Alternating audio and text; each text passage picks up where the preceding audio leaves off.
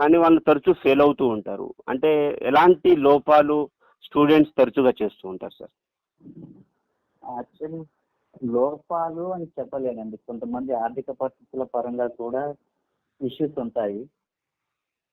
So ఇప్పుడు నా ప్రిపరేషన్లో ఉన్నప్పుడు కంప్లీట్ ఫోకస్డ్గా దాని మీదనే ఫోకస్ చేయగలిగే విధంగా ఉండాలి, కానీ అంత ఈజీ కాదు కదండి అది కూడా.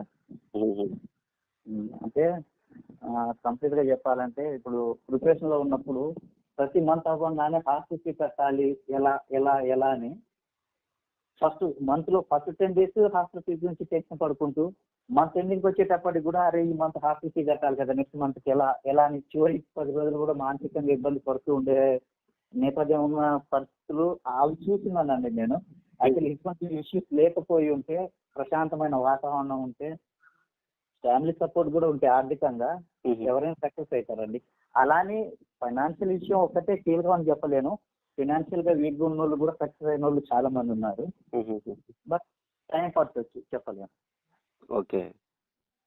సో అన్ని విధాలమైన సపోర్ట్ ఉండాలి, ఆర్థికంగా, సామాజికంగా, మానసికంగా అంటారు. అవునండి. అంటే అందరి విషయంలో చెప్పలేను. నా విషయంలో అయితే నాకు కొంచెం ఫినాన్షియల్ గా అంటే చెప్పాను కదండి, మొత్తం 4 అన్నదమ్ములు ఉంది. నాకంటే చిన్న వాళ్ళు ఇద్దరు నాకంటే ముందు సెటిల్ అయ్యారు, ఇద్దరు గవర్నమెంట్ టీచర్లు. గ్రేట్ అండి. సో ఒక తమ్ముడు నాకు హెల్ప్ చేస్తూ ఉండేటోడు ఫినాన్షియల్ గా. యాక్చువల్ తను సపోర్ట్ చేయడం వల్లనే మా చిన్న తమ్ముడిని మేమిద్దరం 2016 ఒకే రిక్రూట్మెంట్ లో తను ఏఆర్ కానిస్టేబుల్ సెలెక్ట్ అయ్యి, నేను సివిల్ కానిస్టేబుల్ సెలెక్ట్ అయ్యాను. సో మాకు ఆ ఫినాన్షియల్ కూడా ఇబ్బంది లేకపోవడం, కాకపోతే అందరి విషయంలో అలానే ఉంటుందని మాత్రం చెప్పలేను షూర్గా. అంటే హాస్టల్లో ఉండడం వల్ల ఆర్థికంగా ఇబ్బంది పడ్డ ఫ్రెండ్స్ ని కూడా చూసినాను కాబట్టి అది కూడా కీలకం అని నమ్ముతున్నాను నేను. సార్ ఈ కరెంట్ అఫైర్స్ ఏ విధంగా లింక్ చేసుకోవాలి సార్ స్టాటిక్ సబ్జెక్ట్ తో? అదే మనం ప్రీవియస్ ఇయర్స్ పేపర్స్ ముందు చూస్తేనండి, స్టార్టింగ్ లోనే ప్రిపరేషన్ స్టార్టింగ్ లో ఈ ప్రీవియస్ ఇయర్స్ పేపర్స్ చూస్తే కరెంట్ అఫైర్స్ లో కూడా ఏ టాపిక్ నుంచి ఎటువంటి క్వశ్చన్స్ అడుగుతున్నారు అనేది తెలుస్తుంటుంది. యాక్చువల్లీ ఇంతకు ముందు ఏంటంటే 1 word ఆన్సర్ లాగా కరెంట్ అఫైర్స్ అడిగేటోళ్ళు. ఆ దేశ ప్రధాని ఎవరు, ఈ దేశ ప్రధాని ఎవరు, ఈ అవార్డు విన్నర్ ఎవరు అనే తీరుగా అడిగేవాళ్ళు గతంలో. ఇప్పుడు రాను రాను కాలక్రమేణా 4 స్టేట్మెంట్స్ ఇచ్చేసి ఏది కరెక్ట్, ఏది రైట్, లేకపోతే ఎన్ని పాయింట్స్ కరెక్ట్, పై వాటిలో కరెక్ట్ అయిన సమాధానాలు ఇలా అడుగుతున్నారు కదా యూపీఎస్సీ లెవెల్లో. సో ఆ ప్రీవియస్ ఇయర్స్ పేపర్ చూసి మనం న్యూస్ పేపర్ రీడింగ్కి వెళ్తే ఏ ఏ విషయాలు అడగొచ్చు, ఎలా అడగొచ్చు అనే విషయాలు మనకు ఆటోమేటిక్గా కొంత అవగాహన వస్తుంది. మనం అదే నోట్స్ ప్రిపేర్ చేసుకుంటూ వెళ్ళొచ్చు. ఓకే. ఇది ఇప్పుడు నోట్స్ ఏ విధంగా రాసుకోవాలి సార్? మనము నోట్స్ రాసుకునే విధానాన్ని కొంచెం ఎక్స్ప్లెయిన్ చేస్తారా? నోట్స్ రాసుకునే విధానం అంటే ఏదైనా అంశాన్ని చదివినప్పుడు మనకి ఏంటంటే అన్ని ఇంపార్టెంట్ అనిపిస్తూ ఉంటాయి. అలాంటప్పుడు దాన్ని మనం ఆ గట్ ఫీలింగ్ ఏ విధంగా ఆపుకోవాలి? ఇంపార్టెంటే అని మనకి ఎలా తెలుస్తుంది నోట్స్ రాసేటప్పుడు?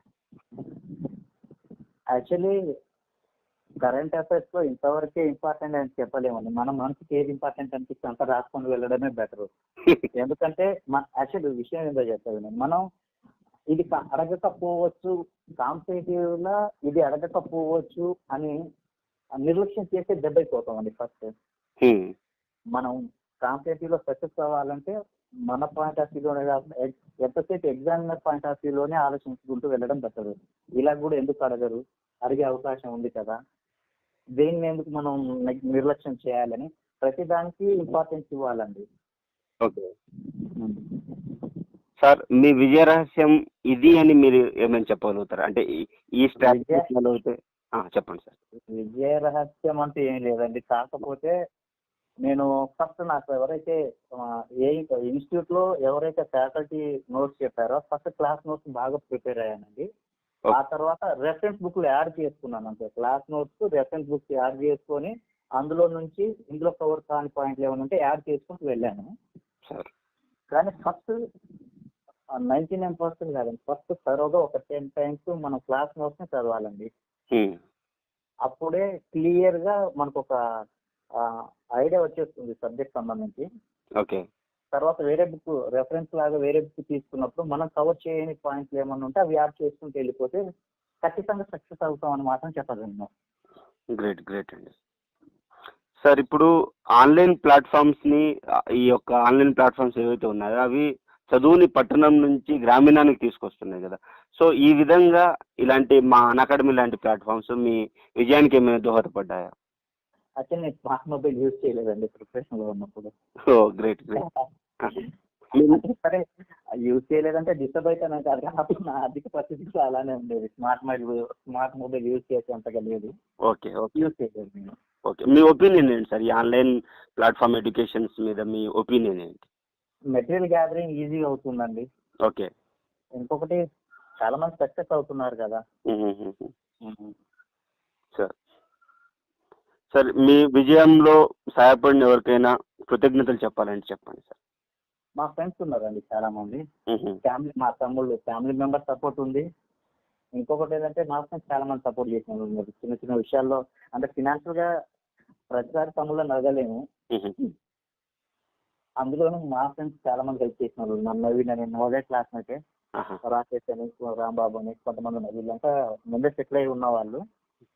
ఈవెన్ రామారావు అని ఒకనొక దశలో ఒక 300 రూపాయలు కూడా హెల్ప్ చేసిన దోస్తులు ఉన్నారు. అది కూడా కీలకమేనండి అప్పుడు. అవునవును, every rupee is important right sir. అవును, టైంలో మా ఫ్రెండ్స్ బాగా హెల్ప్ చేశారండి ఆ విషయంలో. అసలు రూమ్ షేరింగ్ కూడా ఫస్ట్ స్టార్టింగ్ లో పోయినప్పుడు ఒక కమిట్మెంట్ తో పోయాను. స్టార్టింగ్ ఒక 3 months రూమ్ షేరింగ్ ఏమి ఈవెన్ 1 రూపీ నా నుంచి ఎక్స్పెక్ట్ చేయకుండా 3 months హైదరాబాద్ నాకు రూమ్ షేరింగ్ చేస్తున్న ఫ్రెండ్స్ కూడా ఉన్నారు. నవీన్ అని. యాక్చువల్లీ వీళ్ళందరికీ నేను రుణపడే ఉంటాను అనుకోవాలి. నేను ఇంటర్వ్యూ చేసిన వాళ్ళలో మీరు 3వ వ్యక్తి సార్ నవోదయ నుంచి. సో అక్కడ ప్రత్యేకత ఏముంటుంది సార్? అంటే ప్రతి రంగంలో ముందుకెళ్తూ ఉంటారు. కొన్ని వర్డ్స్ అబౌట్ నవోదయ. ప్రత్యేకత అంటే మనిషి ఎలా బతకాలని అయితే నేర్పించగలుగుతుందండి. అది ఎడ్యుకేషన్ పరంగానే కాదు, చివరికి మనం లైఫ్ లో కింది స్థాయికి వెళ్ళిపోతున్నాం అన్నా కూడా ఆ బ్రాండ్ నవోదయ అనేది గుర్తుకొచ్చేది. ఆటోమేటిక్ గా మనలో ఒక తెలియని ఇన్స్పిరేషన్ వచ్చేస్తుంది. ఆ కాన్ఫిడెన్స్ అనేది పెరిగిపోతుందండి అదంతే. ఇంకొకటి ఏంటంటే ప్రిపరేషన్ లో కూడా మూస పద్ధతి చదువులు ఉండవండి. మా అప్పుడైతే మూస వ్యవహారంలో టీచింగ్ చెప్పే వాళ్ళు కారండి. ఒక సబ్జెక్ట్ డీల్ చేసిన తర్వాత దానికి సంబంధించి అసైన్మెంట్లు ప్రిపేర్ చేయించడం, ప్రత్యేకంగా లైబ్రరీ క్లాసెస్ అటెండ్ చేయించడం, ఈ అసైన్మెంట్స్ కూడా త్రూ బుక్ ను తరోగా ప్రిపేర్ అయ్యి అందులోంచి మనకి ఇంపార్టెన్స్ అనే పాయింట్లనే పాయింట్ అవుట్ చేయమన్నాం. ఇది ప్రిపరేషన్ లోకి వచ్చేటప్పటికి ఒక న్యూస్ పేపర్ ని చదువుతూ మనకి ఏవేవి ఇంపార్టెంట్ పాయింట్స్ అనేవి పిక్ చేసుకొని యూజ్ అవుతుందండి. నవోదయలో చేసిన పని ఇక్కడ చేసాం మేము. అక్కడ అసైన్మెంట్లు ప్రిపేర్ చేయడం ఎలానో ఇక్కడ కూడా కీ పాయింట్స్ ని ఎలా ఫైండ్ అవుట్ చేయాలి, ఏవేవి కీ పాయింట్స్ అనేవి కొంత ఐడియా అనేది ఉపయోగపడ్డదండి మాకు ఇక్కడ. ఓకే. అప్పటి నుంచి ఇంకొకటి ఏంటంటే నేను నవోదయలో ఉన్నప్పుడు మేము డైలీ రోజువారీ కార్యక్రమాల అసెంబ్లీలో ఉదయం ప్రార్థన సమయంలో ఈ కరెంట్ అఫైర్స్ మీద జీకే ఈ క్విజ్ కాంపిటీషన్ జరుగుతూ ఉండేది. దానివల్ల న్యూస్ పేపర్ రీడింగ్ మీద ఇంట్రెస్ట్ పెరిగేది. అలా ఇప్పుడు ప్రజెంట్ ఈ కాంపిటేటివ్ సంబంధించి కరెంట్ అఫైర్స్ మీద ఇంట్రెస్ట్ పెరగడానికి కూడా కారణం ఏంటి?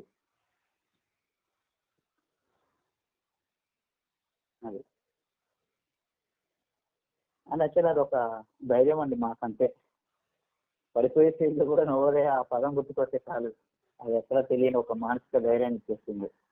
మనం సాధించాల్సింది ఏదో ఉంది అంటే ఐ మీన్ ఎలా అంటేనండి అది కంప్లీట్ గా లైఫ్ లో దిగజారే టైం కూడా నవోదయ అనే పదం గుర్తుకొస్తే మనం సాధించాల్సింది ఏదో ఉంది, మన లైఫ్ ఇది కాదు, ఇంకో క్వాలిటీ లైఫ్ ఉంది మన కోసం అనే తీవ్ర మానసిక ధైర్యాన్ని ఇస్తుందండి. అది మాలో అంతర్గతంగా మోటివేషన్ పెంచేస్తుంది అది.